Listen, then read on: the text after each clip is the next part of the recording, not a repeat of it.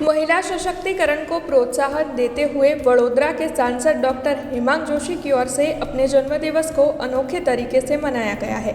दरअसल आज सांसद डॉक्टर हेमांग जोशी अपना जन्मदिवस मना रहे हैं। तब BRG न्यूज़ सांसद डॉक्टर हेमांग जोशी को उनके जन्मदिवस की शुभकामनाएं देता है।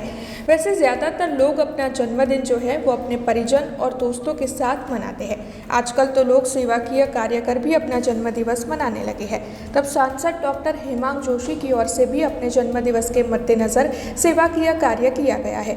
दरअसल सांसद डॉक्टर हेमांग जोशी ने नारी संरक्षण गृह की आश्रित बहनों को कच्छ भुज का प्रवास करवाते हुए अपना जन्मदिन मनाया है।